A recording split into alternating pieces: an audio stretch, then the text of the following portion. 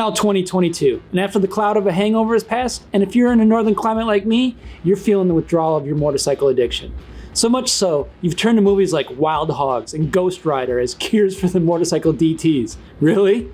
Wild Hogs? Have you no shame? Let's take a more proactive approach to this. Let's talk about putting your energy into achieving your motorcycle dreams in 2022.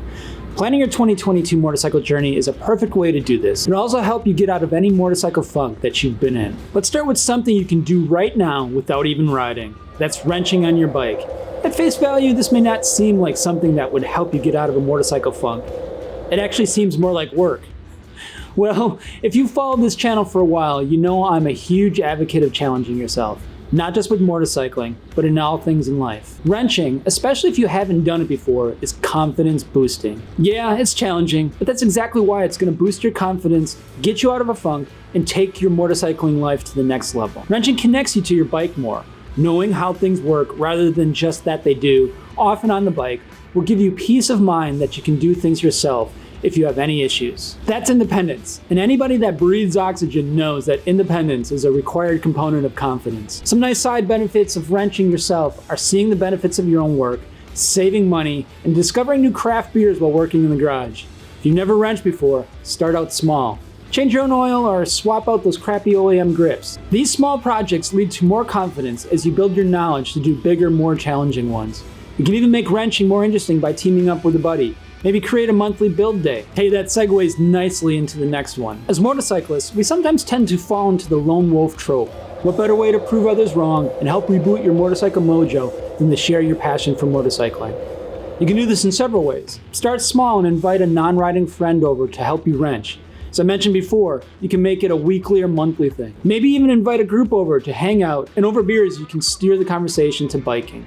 You can carry this to a grander scale. If you're feeling like there isn't a motorcycling culture around you, build one. When I started riding in early 2017, I really didn't have a community of moto friends around me. Then this channel started to take off during the summer of 2018, and my craving for community grew even more.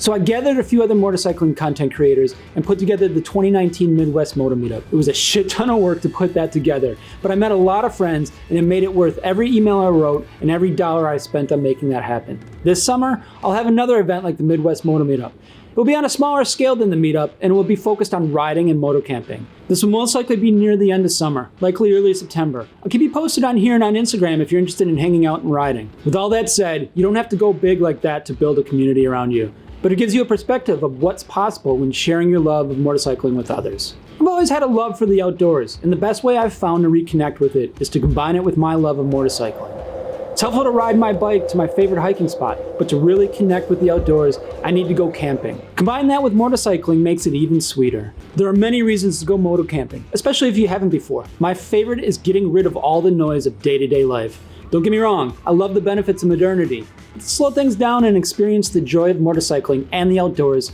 is heaven to me. Call this what you want. My favorite is digital detox. Most places I go camping have poor cell service, and being forced to put the phone down and experience what is around me is healing. This is even better if you go moto camping with others. Rather than chatting expressionless over devices, you can share stories of your life around a campfire. The last way you can make 2022 your best motorcycling year ever is to go on a long trip at least once. Yep, the last few years have been really f***ed up. 2020, I canceled all my motorcycling trips. In late 2020, I recorded a video letting you know about all my motorcycling long distance traveling plans for 2021. None of it happened.